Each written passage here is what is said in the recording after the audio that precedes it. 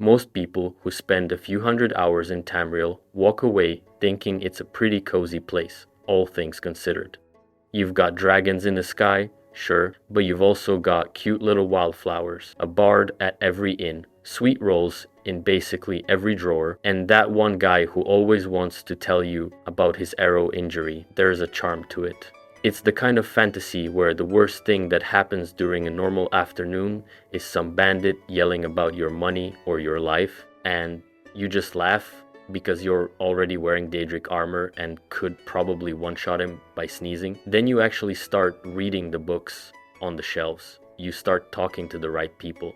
You wander far enough off the road into one cave too many, and the cozy starts to peel away. Tamriel has corners that would honestly be too dark for most horror movies. Trees that hijack the brains of their own people, sea slugs that boil their own children down into bath products, women who got dragged into a god's dungeon and crawled back out as the first vampires, elves who agreed to live on the ground for a few generations and came back blind, hunched, and crawling around eating fungus. So today, I want to walk through some of the most disturbing creatures hiding inside the Elder Scrolls universe. The ones that look weird are easy to find. The ones that come at you at low health are everywhere. What I'm interested in are the ones that hit different once you actually read what was done to them, what they do to other people, or what they're really after underneath the surface. We're going to start with one that you've probably already met, smiled at, and walked past without thinking twice. Let me kick this off with the trees. Yes, the trees. Because once you understand what the Hist actually are, you can never look at an Argonian the same way again. If you've played any Elder Scrolls game, you've probably interacted with an Argonian. Maybe one of them sold you potions. Maybe one of them was your follower. Maybe you played as one for 100 hours. They seem chill. They've got reptile faces, they swim well, they're a bit standoffish, but mostly they're just regular people in a swamp. The thing is, the Argonians, in the way you understand them, are not actually a natural species. They're more like a finished product. The factory floor is somewhere in the deepest, wettest parts of Black Marsh, and the workers running the assembly line are giant sentient trees called the Hist. The Hist showed up on Nirn before basically anyone else. According to Argonian belief, the Hist were already here when the El Nofei Wars happened, that ancient cataclysm where the ancestor races fought each other and reshaped the planet. The Hist watched the world get torn apart, lost most of their range, and survived by retreating to the swamps. They're connected through their roots, which stretch deeper than anyone has ever bothered to map, and as far as scholars can tell, they share a hive mind. Every tree is in contact with every other tree.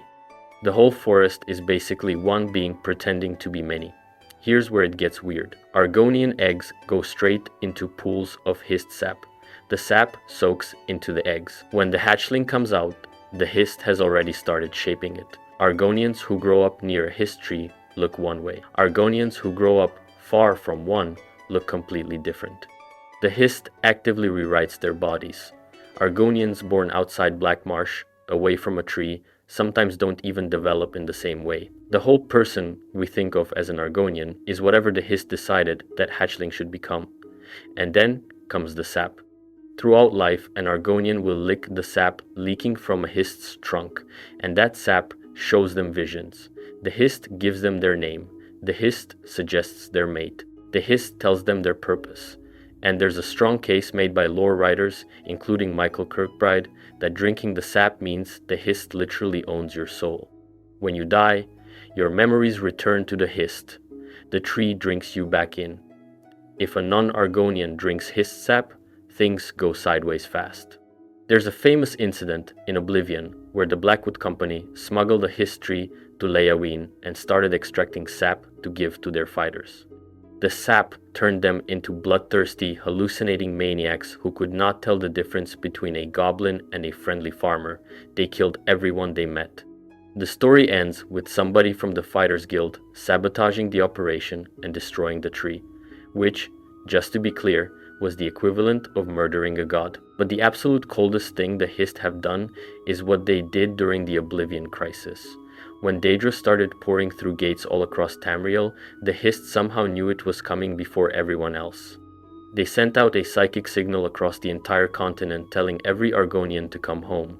Then they altered them, made them more battle-ready, and sent them charging through the Oblivion Gates so aggressively that the Daedra closed their own gates in Black Marsh because they were getting overrun. Argonians were the only race in Tamriel that won that war on the offensive. And after the war, the Hist also told them to invade Morrowind. Argonians had been enslaved by Dunmer for thousands of years, and the Hist saw an opening when the Red Mountain erupted, so the trees pushed their people forward and the Argonians took chunks of Dunmer territory in revenge. So pause for a second.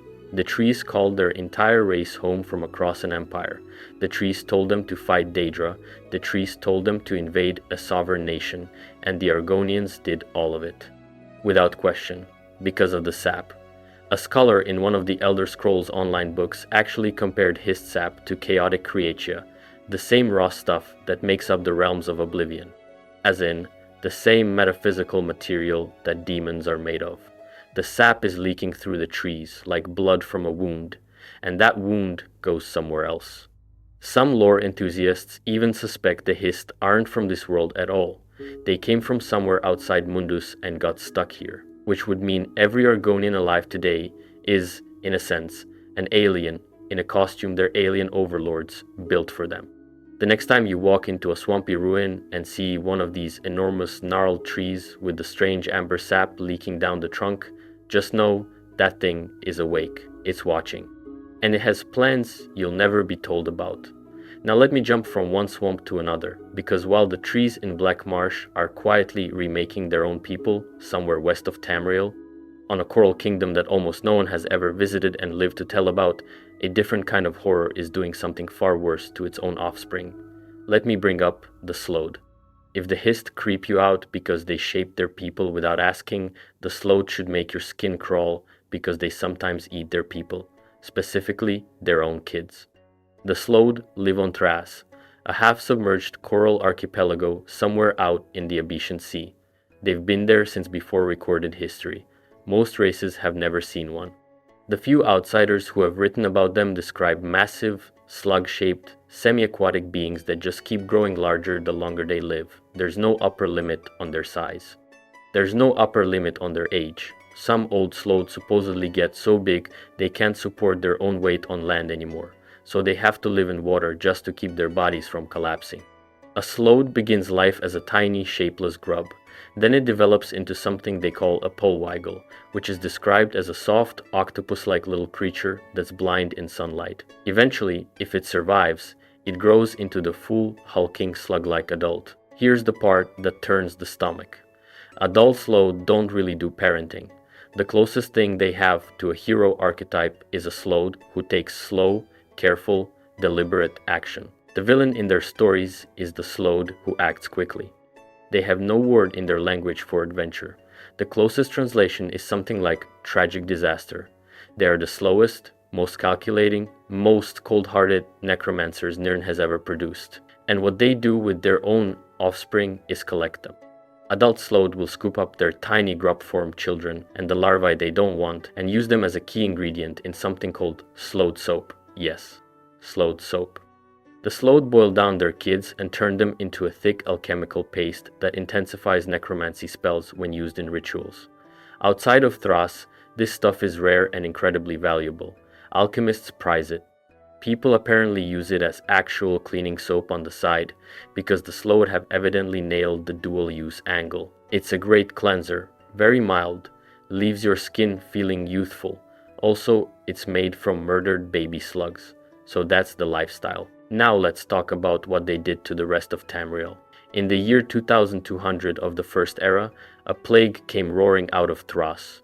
It is now called the Thrasian Plague, and it killed more than half of the entire population of Tamriel. Not half of one nation, half of the planet's people. Iliac Bay, alone, lost more than half of its population. Valenwood was so weakened by it that the Empire walked in and took it without much of a fight. Elsewhere fell into chaos and lost its tribal balance because so many people died. The Thrasian Plague is, by any honest measurement, the single worst thing that has ever happened to Tamriel. The plague was unnatural. It wasn't airborne in any normal way. It seeped into people, into water, into food. The signature symptom was an unbearable, all-consuming thirst.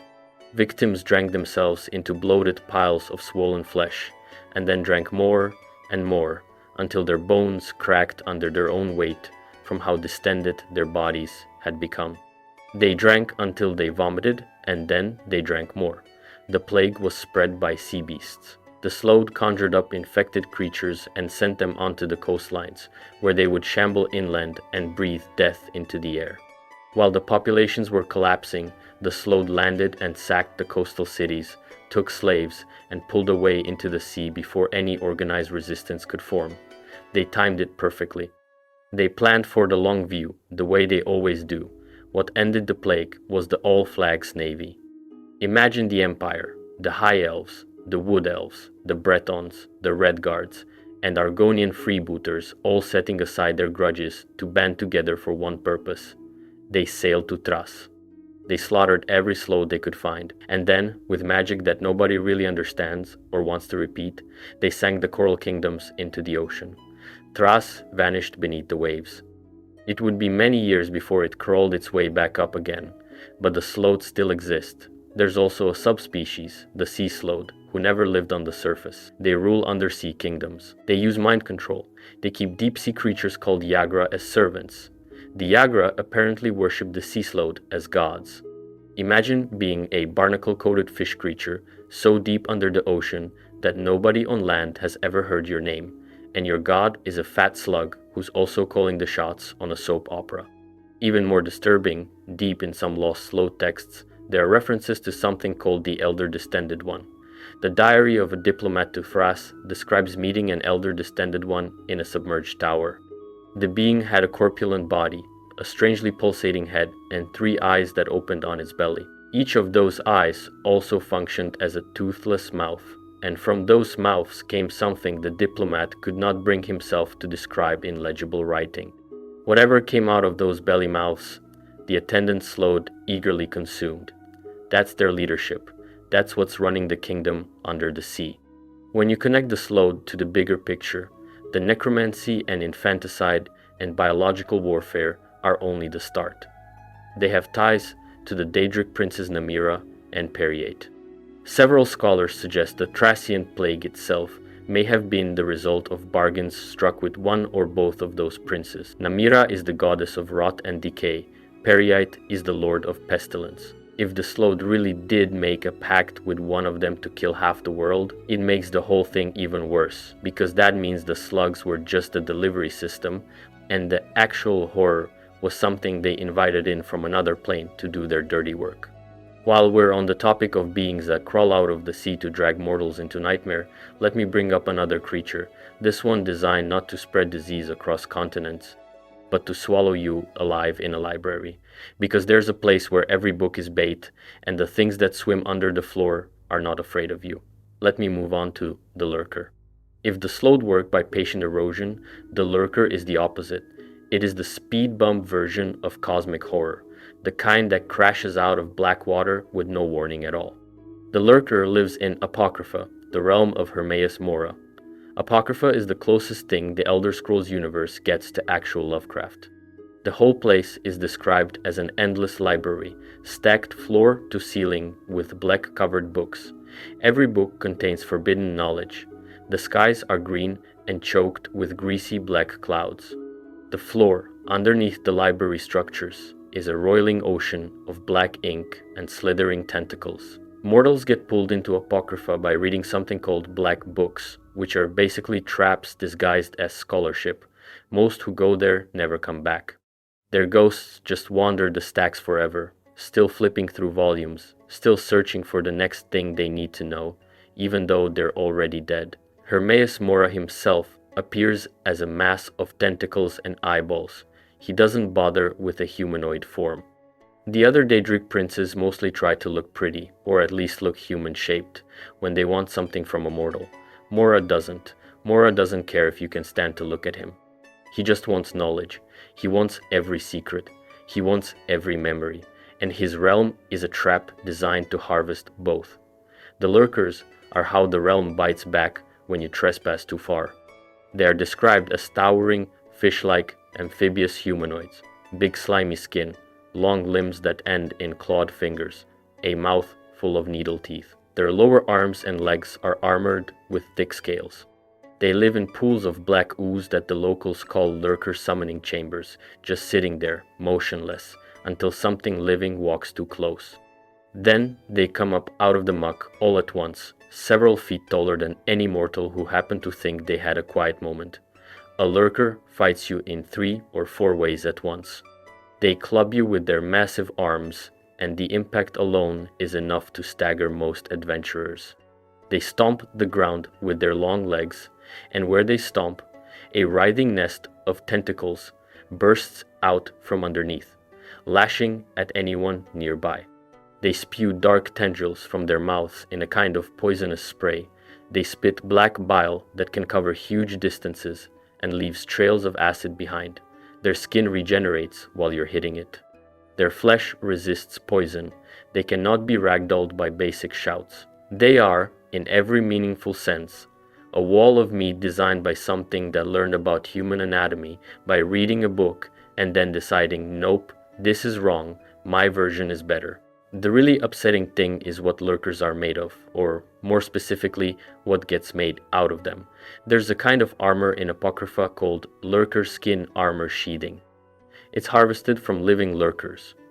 Alchemical treatment is applied to keep the skin in a state of quasi-life so it stays useful.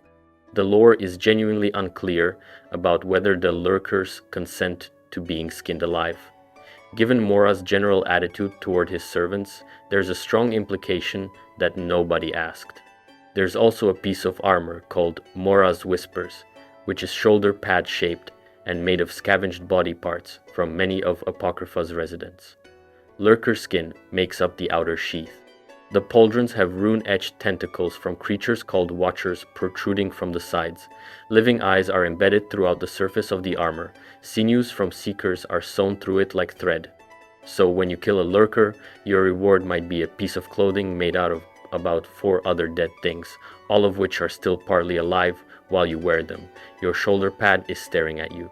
Your shoulder pad is whispering in your ear. Your shoulder pad makes you smarter.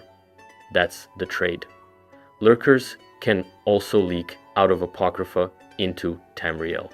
In the Dragonborn DLC for Skyrim, every time you cleanse one of the All-Maker stones from the corruption of Mirok, an orange-magenta portal cracks open and a lurker comes through, sometimes 2, sometimes 3. They've been spotted in the inner sea of Morrowind, just hanging out in places that were supposed to be normal coastline. Apocrypha bleeds into Nirn, and when it does, the things it leaks are not friendly. There's a deeper unease here that goes beyond the body horror. The lurker functions as the immune system of a god who hoards knowledge. Every time a mortal stumbles too close to something they shouldn't see, Mora doesn't even need to lift a tentacle. The library responds, the water churns, a lurker comes up, and whatever you were about to learn dies with you in a cloud of black acid. That brings me to a different Daedric prince, one who works with mortals in a far more personal and disgusting way. Where Mora wants your mind, this next one wants your body, your soul, your dignity, and he wants them all on the same night. The first vampire in Tamriel was a woman, and what happened to her is genuinely difficult to read. Let me move on to the Daughters of Coldharbour and the story of Lamé Biolfag. Pretty much everyone who has played Skyrim's Dawnguard expansion has heard of Daughters of Coldharbour in passing. Serana, the moody vampire companion, is one. Her mother, Valerica, is one. Most players just hear the term and move on, assuming it's a cool gothic title, but the actual story behind it is one of the darkest single events in Elder Scrolls lore. Lamé Biolfag was a Nedic woman, a member of one of the early human cultures that settled Tamriel before the Nords pushed in. She was a priestess of Arkai. Arkai is the god of life and death, the divine in charge of the cycle of birth, mortality, and the soul's journey afterward. Priestesses of Arkai take their faith seriously. Lamé was famously devout. She was also a virgin, which is mentioned in basically every retelling because of what happens next. Molag Bal noticed her. Molag Bal is the Daedric prince of domination and enslavement. His titles include Lord of Domination, Father of Coldharbour, Shimmer Prince, Harvester of Souls, and one that lore writers don't shy away from, King of Rape. He is the worst of the Daedric princes by almost every metric. Where other princes have something redeeming, even Mehrunes Dagon has his weird charisma, Molag Bal is just cruelty distilled. He gets off on humiliation. He gets off on breaking people. His realm of Coldharbour is described as a frozen mirror image of Nirn, where every soul you find is being tortured for sport. Molag Bal saw Llamae and decided to take her. Most accounts agree he chose her because of her devotion to Arkay, not because of her looks. Rape, after all, is about domination, and what better target than a priestess of the god of life? The prince came down to Nirn and brutally violated her. After he was done, he placed a single drop of his own blood on her forehead and left her to die. Nomads found her in the wilderness. They cared for her for some time, but the trauma had broken something inside, and she passed away. They built her a funeral pyre. They gathered around to mourn her. While her body was still burning, she got up. The legend says Llamae Beolfag rose from the flames as the first pure-blood vampire on Nirn. Her soul, which should have gone to Arkay, was tainted by Molag Bal's blood and could not move on. She was conscious, she was awake, she remembered everything that had happened to her, and she was no longer alive in any normal sense. The first thing she did was go back to the village where the nomads had cared for her, and then she did to all of them what Molag Bal had done to her. The first vampire in Elder Scrolls history was created through assault, and her first act as a vampire was to repeat that assault on the people who had tried to help her. She did not see them as friends anymore. She saw them as cattle. Her reasoning, in some retellings, was that Arkay had failed to protect her soul, so she rejected Arkay too, and decided the world owed her something. After Llamae, a tradition formed among Molag Bal's cults. On the 20th of Evening Star, his summoning day, women would be offered to him. Cult ceremonies would open a portal to Coldharbour, and the prince would do to those women what he had done to Llamae. Most of them did not survive. The ones who did emerged as pure-blood vampires. They were called Daughters of Coldharbour. The honor was supposedly so great that few women turned it down, although some of those records read more like the cult had ways of making sure no one had a real choice. When you meet Serana in Dawnguard, that's what you're meeting. She has been through that. So has her mother, Valerica. Her father, Harkon, pledged the entire family to Molag Bal, which means he willingly handed his wife and daughter over to be assaulted by a god. The whole reason Valerica fled with Serana was because Harkon then planned to use his daughter's blood in a ritual that would blot out the sun forever, fulfilling a prophecy called the Tyranny of the Sunday. The prophecy was originally written by a snow elf named Virtur. Virtur himself had been turned into a vampire against his will. The prophecy says the blood of Coldharbour's daughter will blind the eye of the dragon, meaning the sun, and once the sun is gone, vampires will roam free during the day. Harkon, who was insane in the way only a centuries-old vampire can be, latched onto this prophecy and decided to sacrifice his own daughter to make it happen. The Daughters of Coldharbour are not a cool gothic club. They're survivors of one of the most explicit acts of divine cruelty in the entire Elder Scrolls universe, and the system that produced them is still running. Cults to Molag Bal still exist. Women are still getting offered up. Most of those women still die screaming. The few who make it out are walking trauma, and the trauma walks for centuries. Now, while we're on the subject of races who got broken by something more powerful than themselves, I want to walk down into the Dwarven ruins and meet the most sympathetic monster on this list. Because the Falmer didn't ask for any of this, and the people who did this to them got away with it. Next, let's look at the Falmer. To understand the Falmer, you have to forget that they're just shrieking blue cave creatures who attack you in Dwarven ruins. That's what they look like now. That's not what they were. The Falmer used to be the Snow Elves. They were one of the elf races, just like the Altmer or the Bosmer. They were tall, beautiful, intelligent, magic-using, sun-worshipping people who lived in Skyrim and Solstheim. They had a faith centered on Auriel, the elven version of the sun god, and they built temples and chantries across the snowy mountains. Their priests rode dragons. Their architecture was elegant. They had whole cities. Then the Atmorans came. The Atmorans were the Proto-Nords, an ancient race of human warriors from the continent of Atmora to the north. There was a huge cultural and religious clash, and during what the Nords would later call the Night of Tears, an Atmoran warlord named Isgramor led the 500 companions in a war of extermination against the Snow Elves. The Atmorans went from village to village, from city to city, killing every snow elf they could find. The Falmer were not winning that war. A small group of survivors made a deal that they thought would save them. They went to the Dwemer, the dwarves, who had cities deep underground in Skyrim and a famously isolationist attitude.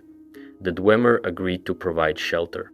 Underground, the snow elves would be safe from the rampaging Nords. It seemed like the only option left. The Dwemer betrayed them. The deal had a catch the snow elves had not seen coming. The Dwemer demanded servitude. The snow elves agreed, because what else were they going to do? And once they were settled down in the underground cities, the Dwemer began feeding them a fungus. A specific toxic fungus that grew in the dark places. The snow elves had to eat it because the Dwemer decided that was their food now. The fungus blinded them. Their eyes withered first. After enough generations, all Falmer were born blind. The Dwemer kept feeding them the fungus anyway. The fungus stunted their growth. It dulled their minds. Their bodies became hunched, twisted, smaller. Their skin lost color, going pale and clammy. Their souls were affected too, going from the deep black souls of myrrh down to the pale white souls more typical of animals. The Falmer were still alive, but they were no longer snow elves. They were something else now, something the Dwemer kept around to do labor and not much else. Then, somewhere around the Battle of Red Mountain, the Dwemer disappeared, vanished. Every single dwarf in the world, gone in a single instant, no bodies left behind, no warning. We're going to come back to that later, because it's connected to other horrors. But the point right now is, the Dwemer left. Their underground cities went silent. The lifts stopped working. The animatronic guardians stayed behind, still patrolling. And the Falmer were just left there, in the dark, with nothing. They went to war with the dwarven automatons that were still active. They lost most of those battles, because the automatons don't get tired and don't need to eat. The Falmer started digging. They tunneled out into the wilds, into other ruins, into caves under villages. They became the cave-dwelling race that travelers find now, the screaming hostile blind ones with the chitin armor and the giant insect mounts called Chaurus, which they domesticated. They forgot they had ever been snow elves. They forgot the sun. They forgot Ariel. All they remembered was hunger and pain and a dim, ancient hatred for everyone above. There's a book in Skyrim called The Betrayed by Engwe Emeloth that mourns what happened to them. That's actually one of the names some scholars use for the Falmer now, not the Falmer, the Betrayed, because what was done to them is in a different category from normal cruelty. It was a slow, calculated, multi-generational degradation of an entire intelligent species, carried out by people the Falmer trusted to keep them safe. In Dawnguard, you meet two living snow elves who never went underground, Knight Paladin Gelebor and his brother Vyther, both of whom were in the Chantry of Ariel, a hidden temple in the Forgotten Vale. They missed the Dwemer asylum offer. They survived the centuries by being isolated. Gelebor refers to himself as a snow elf, and refers to his cave-dwelling cousins as the Betrayed. He hopes one day the Falmer might come back to the light, might worship Oriel again. Given their condition, that hope feels more like a prayer than a plan. What makes the Falmer so hard to fight, emotionally, is that everything terrifying about them was done to them. They didn't choose to be blind. They didn't choose to be dependent on toxic fungus. They didn't choose to be hunched and screaming. The dwarves did that. And the dwarves are gone, so there's no one left to even punish for it. The Falmer just keep being Falmer. Generation after generation of broken descendants, still living in the dark, still attacking anyone who comes near, still mistaking every visitor for another oppressor coming to take more from them. The dwarfs left no answers. The Falmer cannot even ask the question. Speaking of the dwarfs, I have to talk for a minute about what happened to them. Because what the Dwemer became is, on a metaphysical level, almost worse than what they did to the Snow Elves. And what they tried to become is the seed for the next horror on this list. The Dwemer were the most advanced civilization Tamriel has ever seen. They built underground cities full of working machines, steam-powered automatons, brass guardians, automatic doors, even what some scholars suspect were primitive computers. They had cities so deep they brushed up against parts of Nirn no surface dweller has ever seen. They were arrogant, atheist by their own admission and uninterested in worshipping the gods other races bowed to. They thought they could outsmart the divine. The chief tonal architect of the Dwemer was a man named Kagrenak. Kagrenak was working on a project to make the entire Dwemer people into a single transcendent god. He had discovered the heart of Lorkhan buried under Red Mountain, which is the literal physical leftover of the trickster god Lorkhan, the creator of the world. Lorkhan tricked the other gods into making Mundus, the mortal plane, and as punishment they tore his heart out and threw it down to Nirn, where it landed inside what would later become Vardenfell. The heart was beating still. Power leaked from it into the surrounding rock. Kagrenak figured out how to tap that power, and he forged 3 tools to do it.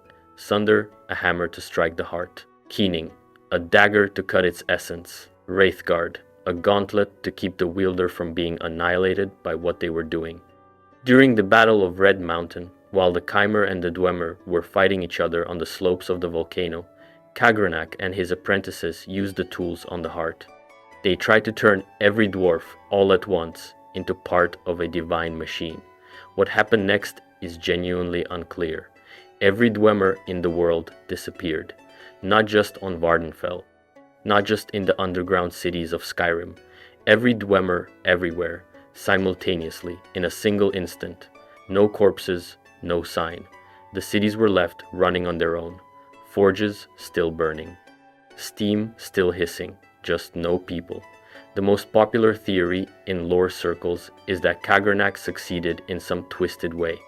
He bound the soul of every dwarf into a single god construct called Numidium, a brass colossus that would later be used by Tiber Septim to conquer Tamriel.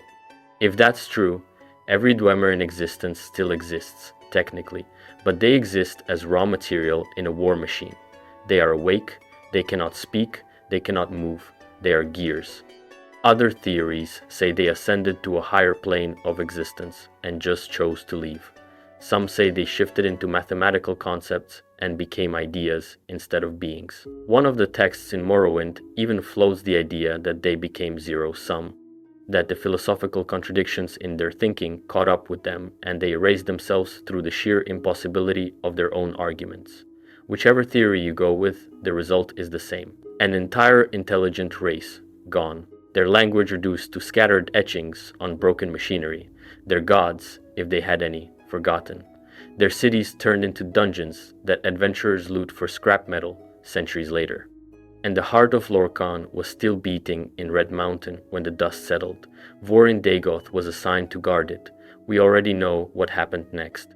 While that ruin in Skyrim has its sad blind ghosts, somewhere south, on the volcanic island that gave the third game its name, an even worse infection crawled out of a mountain. Where the Falmer were transformed by being fed something, the next victims were transformed by being breathed on. They got sick, they became someone else's body parts, and the man behind it called the disease a gift. Let me move on to the Corprus victims and the Ascended Sleepers. To talk about Corprus, I have to talk briefly about Dagoth Ur, who is one of the most fascinating villains in the entire Elder Scrolls series. He was once Vorin Dagoth, Lord High Counselor to House Dagoth in ancient Morrowind. He was friends with the legendary hero Indoril Nerevar. He was, by most accounts, a respected Chimer noble, a brilliant magician, and a loyal ally during the war against the dwarves. Then came the moment everything broke. After the Battle of Red Mountain, where the Dwemer vanished, the leaders of the Chimer found that Kagrenak, the dwarven chief tonal architect, had been doing something with an artifact called the Heart of Lorkhan. The heart is the literal physical center of a dead god, a god named Lorkhan, the trickster who tricked the others into making the world. Kagrenak was using the tools, named Sunder, Keening, and Wraithguard, to siphon power from the heart and turn the dwarves into living gods. That's what made them all disappear when Kagrenak's experiment went wrong. Vorin Dagoth was given the responsibility of guarding the heart, while Nerevar and the 3 other leaders, Almalexia, Vivek, and Sothasil, debated what to do with the tools. According to the version told most often in Morrowind, when the 3 returned without Nerevar, Vorin refused to hand over the artifacts because he had sworn an oath to Nerevar to protect them. They fought. He was beaten and driven down into the deepest parts of Red Mountain. The three then used the tools on the heart themselves, made themselves gods, and ruled Morrowind for thousands of years as the Tribunal. Vorin Dagoth did not die. He stayed down there, in the Heart Chamber, for centuries. He bound himself to the heart with rituals nobody else has ever performed. He became something the lore calls a Heartwight, a being whose life is sustained by direct connection to the corpse of a god. He took on a new name, Dagoth-Ur. He started planning. When Dagoth-Ur woke up properly in the late Second Era, he had been dreaming for thousands of years. In that time, he had decided he was going to finish what Khagranah had started.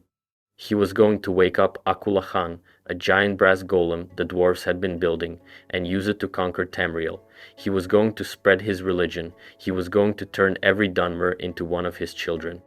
And he was going to do all of this through dreams and disease. The Blight is the name for the ash storms that started rolling down off Red Mountain. The storms killed crops. The storms killed livestock. The storms made people sick. Within the storms, carried by the ash, were diseases unlike anything the world had seen. The most dangerous of them was Corprus. Corprus is described in the Morrowind books as a skin blight, but that undersells it. The disease destroys the mind first. Victims become incoherent. They babble. They lose their memories. They lose their identities. The body then begins to bloat and twist. Skin grows in lumps. Limbs warp. New growths appear where they shouldn't. A person who was once a farmer becomes a hulking, mishaped, drooling thing that doesn't recognize their own family. The book Kind's Challenge says, the victim loses all reason, sanity, and method of communication. Some say their souls are yelling from the inside, in the vain hope they are heard. That last line is the part that haunts me. Some say their souls are yelling from the inside. There is no cure. The disease is incurable in any normal sense. The only way to stop the symptoms is a specific treatment from a 4,000-year-old wizard named Divide Fear, who runs a place called the Corprusarium, which is basically a hospice for Corprus victims. The treatment Fear developed doesn't cure the disease. It just removes the suffering. The victim still has Corprus, still cannot age, still cannot get any other disease, but they get their mind back and they stop deforming. Fear argues that Corprus might not actually be a disease at all. He thinks it might be a divine blessing that mortal bodies cannot handle. The body cannot process the gift, so it breaks under the weight of it. Either way, most victims do not get the fire treatment. Most victims become Corprus stalkers, lurching shambling lumps of flesh that wander the ash wastes attacking anything they see. Or worse, they become lame Corprus, which are slower, larger, more grotesque versions of the same, but the truly disturbing victims of Corprus are the ones Dagoth-Ur deemed worthy. Strong cultists, devoted servants, people whose minds Dagoth could reach and reshape would be transformed instead into ash creatures, ash ghouls, ash slaves, ash zombies, and the most powerful of them, the Ascended Sleepers. An Ascended Sleeper is what happens when a Sixth House cultist receives the divine blessing of Corprus and survives the transformation with his mind intact. Instead of becoming a mindless lump, he becomes a sorcerer in a new and terrible body. His head opens into a vertical mouth full of tentacles. His legs become long and segmented. His skin turns gray and cracked. He can hear Dagoth-Ur's voice directly, and Dagoth can speak through him to other people. Ascended Sleepers function as radio antennas more than ordinary servants. Dagoth-Ur uses them to send dreams across Vvardenfell and recruit more followers. The whole island was slowly being converted, mind by mind, dream by dream. Once you became a sleeper, regular sleeping wasn't really sleep anymore. Dagoth-Ur whispered into your dreams every night. Some sleepers walked around in waking life looking normal, but acted as assassins for him without realizing it. Some woke up screaming. Some never woke up at all and just lay in their beds while their bodies were used as conduits for the will of the Sharmat. The Ash Vampires were the highest tier. These were Dagoth-Ur's brothers and his closest kin from when he was still Vorin Dagoth. Each of them was bound to the heart of Lorkhan, the same way Dagoth-Ur was. Each of them was, for all practical purposes, a god, They commanded armies, they controlled regions. The only way to actually kill any of them permanently was to sever Dagoth-Ur from the heart, because as long as the heart was beating, none of them could be put down. What's awful here is the philosophy. The Sixth House cultists genuinely believed they were being saved. The Corpus disease, in their understanding, wasn't a curse, it was an evolution. Dagoth-Ur was offering them eternal life, freedom from the Empire, a unified Dunmer race no longer split into competing houses. They called Corpus victims children of his flesh. They called the disease the curse of flesh, but they meant it lovingly. The shedding of mortal skin, the reshaping of the body, was, to them, a holy thing. And meanwhile, the tribunal, the three Chimer who had stolen the heart from Dagoth-Ur in the first place, were holding Vvardenfell in a magical prison called the Ghost Fence, trying to contain the Blight. They couldn't kill Dagoth-Ur, they could only contain him. Year after year, the Ghost Fence held, while inside it the Corpus monsters multiplied and the cultists prayed to a heart of darkness pumping under the volcano. If the Nerevarine, the player character, hadn't shown up in the Third Era and broken the enchantments on the heart with Sunder and Keening, every single person in Morrowind would have eventually been infected. They would have either gone mad as Corpus monsters or risen as ascended sleepers. The whole province would have become a theocracy of disfigured worshippers ruled by a god in a volcano. Then he would have built Akulakan and walked north to do the same to everyone else. That was the plan. That was what was about to happen. While Dagoth-Ur was working on a continent-scale takeover from one volcano far to the west, in a province where the rocks have always been older than the kingdoms, smaller groups of people were doing their own kind of self-modification. They weren't being infected, they weren't being chosen, they were choosing. Now let me bring up the Forsworn Briarheart.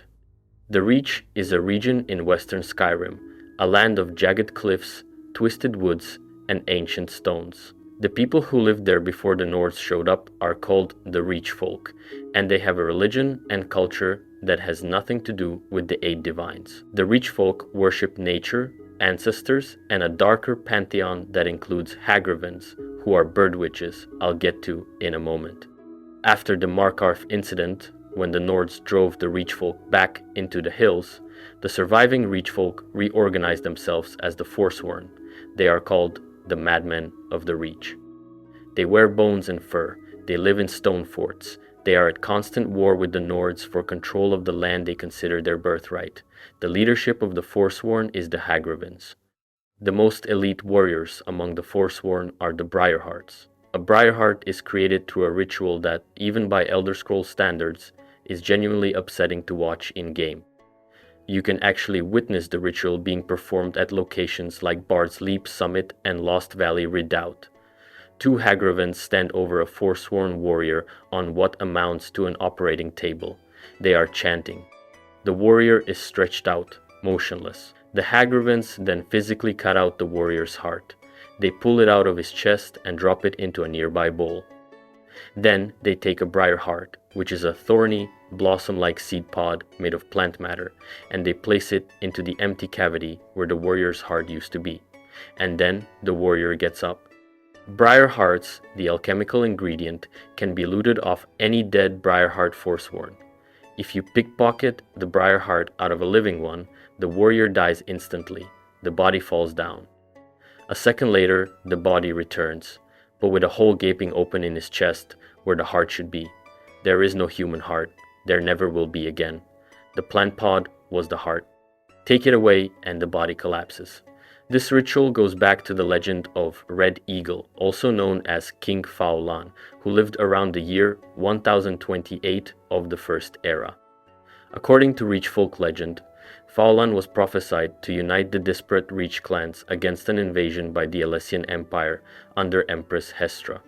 When his allies died or defected, when his own clan exiled him, Faulan went into the wilderness alone. There he met a Hagraven who offered him power in exchange for his heart. The story is poetic on the surface. The Hagraven told him he had to clear his mind and fill his heart with the thing he loved most before the trade. Faulan filled his heart with his love for his people and then traded it away. he became the first Briarheart. With his Thornheart, he led the resistance against the Empire and almost won. After his death, the legend says he sleeps in a cave, ready to return when the Reach truly needs him. The reality, though, is messier. A Briarheart is a man with no heart. He is partially undead. He cannot feel love anymore. He cannot feel grief. He cannot feel anything except the sharp clarity of a warrior in combat. He's basically a husk that has been programmed to fight. The poetry says he gave away his heart full of love, but what he actually got back was thorns, and thorns can't love anything.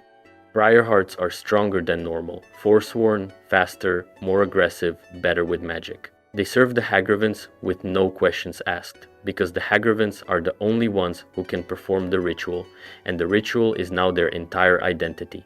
They cannot go back. The body that was theirs as a man no longer remembers how to live without the thorn pod. If a Briarheart is ever truly killed, he doesn't go on to whatever afterlife the Reach folk believe in. He just stops. There's a wizard in Skyrim's Dragonborn DLC named Neloth who is fascinated by Briarhearts and will give you a quest called Briarheart Necropsy. He sends you to dissect one and report back. Neloth is mostly interested for academic reasons, but his findings make it clear that the Briarheart functions as a kind of seed. There's plant biology happening inside a human chest. The pod is alive. The pod is reaching its roots into the body's nervous system. The pod is what's making the soldier move. The soldier is just the dirt. The Hagravens who do this to their own warriors are not ordinary witches. They started out as Reach folk witches, women with magical talent, and then they made a choice. To gain more power, they performed a ritual on themselves. They became Hagravens. And what a Hagraven is, that's the next bend in this road. Let me move on to the Hagravens themselves. A Hagraven looks like the result of an old crone and a vulture sharing a bath that went wrong. They are bent, gnarled, shrieking creatures, with long hooked beaks and feathers in patches over their otherwise human-shaped torsos. They have clawed hands like talons. Their skin is leathery. Their voices are wrong. They cast destruction magic and area of effect fire spells. They are, by Skyrim standards, one of the most repulsive enemies you can run into in the wilderness. The thing the lore makes clear, though, is that Hagravens were not born Hagravens. Every single one of them was once a human or mer woman, a witch, someone who had decided that natural magical talent wasn't enough. The ritual to become a Hagraven is described indirectly in the quest Repentance, which the Dragonborn can do during the Hagrok Redoubt storyline. The short version is that a witch chooses, voluntarily, to give up her humanity. She offers up everything that made her a person, and in exchange, she is reshaped into the bird thing she will be for the rest of her unnatural life. This includes giving up love, giving up the ability to bond with people the way ordinary mortals do, giving up most of her empathy. The ritual erases her. What's left is a vessel for the magic she traded everything for. Hagravens are matriarchs to the Forsworn because they have power, knowledge of ancient rituals, and centuries of experience. The Forsworn revere them. They are spiritual leaders, healers in some twisted sense, and the only beings who can perform the Briarheart conversion. Without the Hagravens, the Forsworn would still be a religious group, but they would not have an immortal-ish warrior caste. They would not have anyone to whisper old prophecies into their ears. They would not have a face for the gods of the Reach. What's grim about them is the trade. A normal witch lives, has friends, can love someone, can have a family if she wants, and can practice her craft. A Hagraven cannot. A Hagraven is alone except for other Hagravens. They tend to live in covens of 3. They hunt sometimes in groups.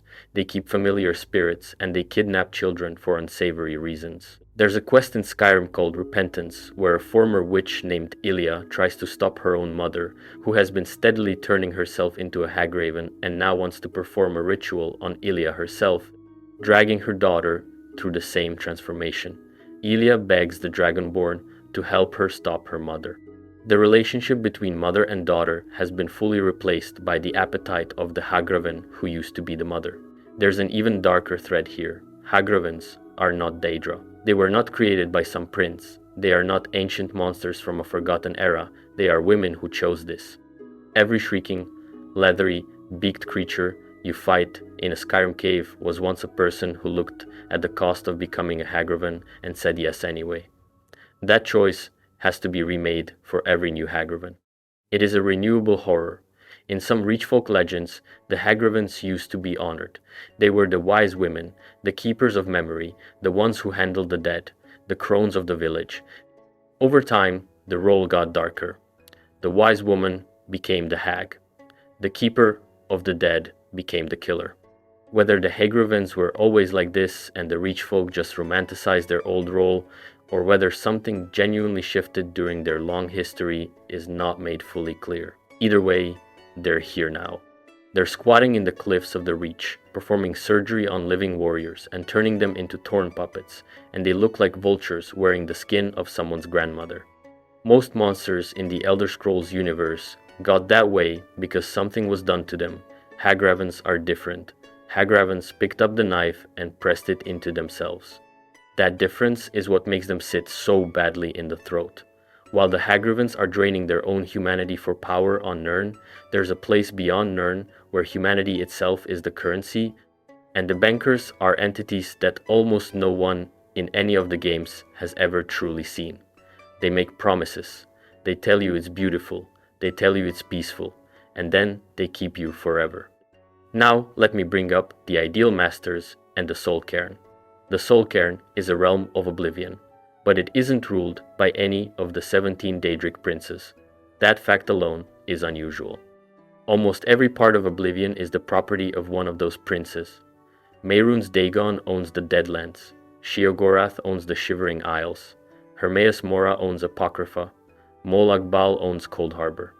The princes are the landlords of the Void. The Soul Cairn is different. It belongs to a group of beings who never gave themselves names, who referred to themselves only as the Ideal Masters. The Soul Cairn looks like a graveyard, the size of a continent. Lightning is striking constantly. There is no sun. There is a dim moon and a circular black void in the sky. The light is purple and blue and gray. The ground is dry, cracked, full of dead trees and abandoned mausoleums. There are walls and chapels and broken castles, all empty, all monumental, all built for nobody. Through this landscape, ghostly souls wander. Most of them have forgotten who they were. Newer arrivals still remember small fragments of their old lives, but the longer they stay, the more those fragments fade. Every soul there is trapped. Every single one. They cannot leave. They cannot move on to whatever comes after death for them. Their afterlife is cancelled. Instead, they walk forever in this grey purgatory, attended by bonemen and mistmen and wrathmen, undead servants who keep order. Powerful undead, called the Reaper, and the Boneyard Keepers move through the realm, hunting trespassers. The whole place hums with a kind of stillness that the lore writers have specifically described as neither alive nor dead. The Ideal Masters do not have bodies. They cannot manifest in the realm directly. They communicate through small red crystals that look like soul gems, scattered across coffins and altars throughout the cairn. When you approach one of these gems, you might be able to talk with the Master. The Master will be polite. The Master will be welcoming. The Master will tell you that the Soul Cairn is a refuge dedicated to peace, love, eternal rest, and harmony. The Master will offer you a place. You can come live there, the Master says. You can stop suffering. This is the trick. The Ideal Masters are predators. The crystals don't only handle communication. There are also bigger pink crystals scattered across the realm that look like decoration. Walk near one, and your life force starts to drain into it. The crystal is feeding the Master. Your soul is being eaten while it's still in your body. The Soul Cairn is no refuge. It is a digestion chamber. The Ideal Masters have a long history of dealing with mortals, particularly necromancers. A necromancer who wants to summon undead can make a pact with the Masters. The Masters will give the necromancer the power to summon bonemen, mistmen, and other Soul Cairn creatures into Tamriel for use as warriors. In exchange, the necromancer agrees to deliver souls. Sometimes those souls are ones the necromancer kills. Sometimes the souls come from black soul gems used in enchanting. According to Valerica, when an enchantment runs out, The soul that powered it ends up in the soul cairn. Every magical sword that fades, every enchanted ring that loses its charge, sent another mortal soul into the grey. But the masters cheat. Almost every necromancer who deals with the masters is eventually betrayed. The masters wait, they're patient. They take what they want from the deal, and then, when the necromancer dies, they pull the necromancer's own soul into the cairn too, and make him another wandering shade. The masters don't see this as cheating. They see it as bringing the mortal home. They genuinely believe they are doing the souls a favor. They believe the soul cairn is paradise. They believe being trapped there forever is the gift. The unsettling part is the philosophy. Most evil entities in fantasy are at least honest about what they are. Molag Bal will threaten to enslave you. Mairunes Dagon will threaten to burn down your city. Hermaios Mora will threaten to keep you reading until your mind dissolves. The ideal masters smile at you and tell you that you are loved, that you are safe, that you are saved. There's a quote you can read in the lore where an ideal master says, "You stand within the precincts of the soul cairn, an otherworldly refuge dedicated to peace, love, eternal rest, and harmony. You stand before one of its makers, whose name is so exalted you may not even speak it. You walk among its servants, who have pledged themselves in service to us, and who, in reward, have been gifted with life eternal and the peace that passes all mortal understanding. That language is the language of a cult. That's a religious text written by something that thinks it deserves to be a god. The cadence is calm. The promises are gentle.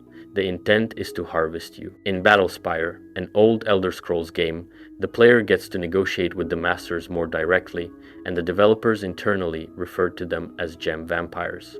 That nickname tells you what they are once you strip away the religious vocabulary. They drink souls through crystals. They keep the meal alive forever, so the meal cannot run out. The longer you stay, the less you remember of yourself, until eventually you are no different from any of the other ghosts walking the wastes. You are no longer a soul. You are food in the slow process of being chewed. Valerica fled there to hide. She and her Elder Scroll managed to evade the masters for centuries by taking refuge inside the boneyard, a structure within the cairn shielded by some magic she brought with her. The masters could not enter. So they hired a vampire dragon named Durnavir to guard her, telling him she was a normal prisoner. They didn't tell him she was an immortal vampire who would never die naturally. They left him there to wait, basically, forever. Durnavir is still trapped in the soul cairn for that reason. The masters tricked him too. What they want is not entirely understood. Every theory the lore offers ends with another question. They might be feeding on the souls metaphysically the same way mortals eat food. They might be storing souls for some larger ritual nobody has documented. They might just be keeping the soul cairn populated because their existence depends on it being full. There are even hints they were once mortal themselves and ascended through some terrible old ritual, separating their spirits from their bodies and binding their consciousness to the realm they now haunt. If that's true, they were once people who looked at a Hagraven's deal and went, "You know what? I want a bigger version of that." The ideal masters represent a specific kind of horror that the Elder Scrolls universe does very well. Body horror, like Corpus, is one flavor. Outright betrayal, like the Falmer story, is another. The assault that produced the Daughters of Cold Harbor is a third. The ideal masters work in a different register entirely. They lie to you gently. They kill you with a smile. They make you give up your right to go anywhere else, ever, because someone with a soft voice told you the place you were already in was good enough. Now that we've walked through trees that own their people, slugs that boil their own babies, library guardians that wear armor made of other guardians, vampires born from the worst night anyone ever had, elves who were tricked into eating poison for centuries, dreamers infected with a god's flesh, warriors with thorn pods for hearts, witches who chose to become bird monsters, and slow-eating ghosts in a graveyard galaxy, you might be tempted to think that's the worst Tamriel has to offer. It is not. Tamriel has hundreds of disturbing creatures I didn't even get to today. The Drow, ancient crab people who once ruled an entire era and were beaten down into shoreline pests. The Hunger, eyeless lesser Daedra of Boeotia, whose long tongues drain life from their prey and whose sheer existence in Sheogorath's realm raises questions no one has fully answered. The Vermai, faceless, almost humanoid Daedra from the broken canon of Battlespire, the Yagra, deep-sea creatures who worship the sea sloth as gods. The Wisp Mother, a Skyrim ghost entity that creates duplicates of itself out of mist and lures travelers to their deaths. The Ash spawned from Dragonborn, undead remnants of Dagothar's old followers, still active centuries after their master died. The mind-shriven mortals forced to drink the blood of Cold Harbor and lose their will. The Lamia, snake women in Black Marsh who may or may not be tied to cities. The Kemir aren't disturbing in the same way, but their gods, the Riddlethar and Lorkaj and the Twin Moons, are implied to be older and weirder than the Aedra themselves. The list keeps going. The Elder Scrolls lore is structured so that every cozy thing you find has something dark underneath it. Every kingdom has been built on the bones of an older kingdom. Every god is suspected of being something other than what they say. The Aelid, who once ruled Cyrodiil, were a slaver civilization who fed on Daedric power. The Kemir were a different kind of Kemir once, exiled and changed. Even the Etada, the original gods, are believed by some sources to be partly evil. The whole setting has a doubt baked into it. Whatever the book says true, something else is also true, and it's worse. That's part of why I love this universe. The fantasy on the surface looks like a normal fantasy. You ride horses, you pick flowers, you yell at dragons. Underneath, though, the world is haunted in a way that no other major fantasy IP commits to. You can walk past a tree, and that tree has been awake longer than your civilization. You can buy soap from a stranger, and that soap might have been a baby. You can read a book, and that book might be the hand of a god reaching across realms to drag you into a library you'll die in. If any of these creatures are your favorite to dig into, drop a comment. I'm honestly torn between the Hist and the Ideal Masters, because both of them rule by gentleness. They don't roar at you, they don't chase you. They just talk softly and ask you to drink or to rest, and the next time you check on yourself, there isn't much of a self to check. I'll see you in the next one. Keep your bookshelves locked and don't trust anything that smiles too patiently.